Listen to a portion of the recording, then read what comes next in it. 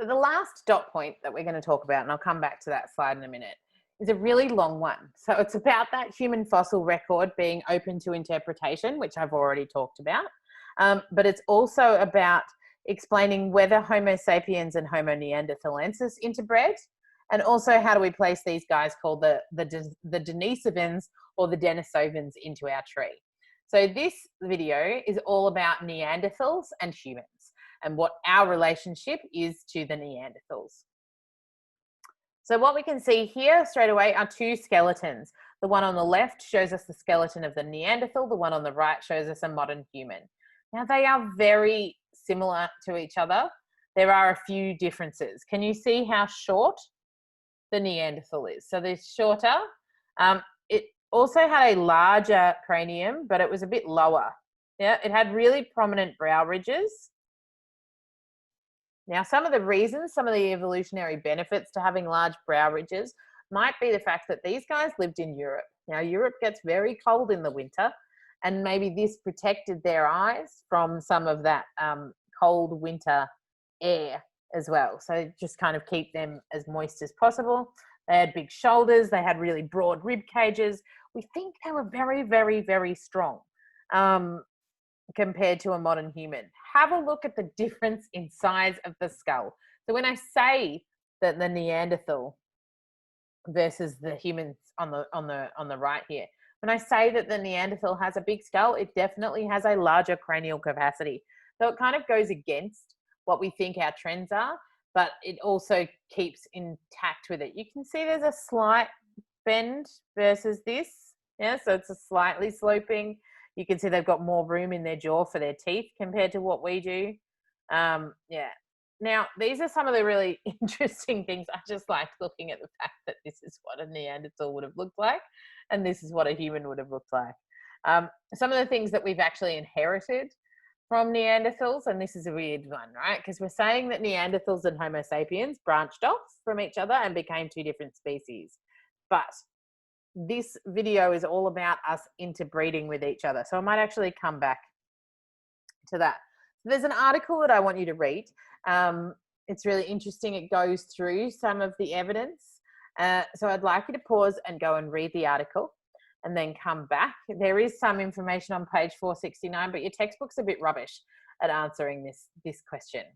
So go and read, and then in 3, 2, 1, I'm going to show you my evidence. So in 3, 2, 1. So I think I'm on page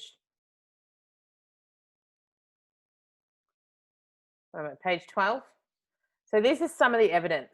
What we've found is that most humans have at least 1 to 4% of Neanderthal DNA in their genetic makeup. So that is some evidence for the fact that we and Neanderthals have interbred. We did not evolve from each other. We both evolved from a common ancestor, but there's evidence to show that we've actually interbred.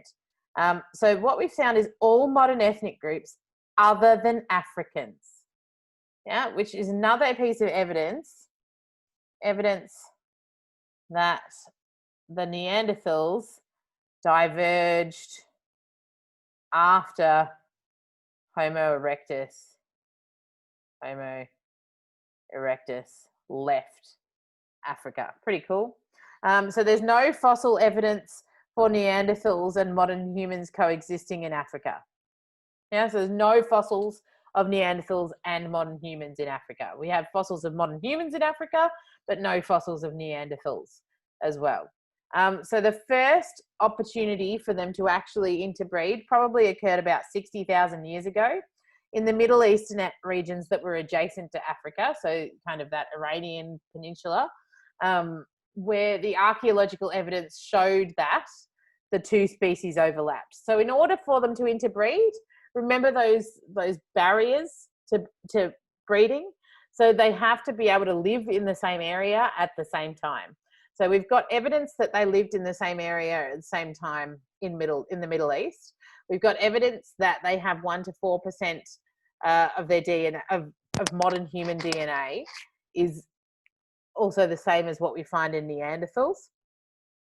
And that evidence also is only present in people that have left Africa. And so if your heritage is purely African and you came from a Homo sapien that diverged from Africa, then you wouldn't have experienced this.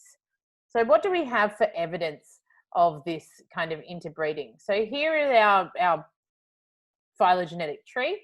You can see that there's a common ancestor with the Neanderthal. The Neanderthals branched off up here.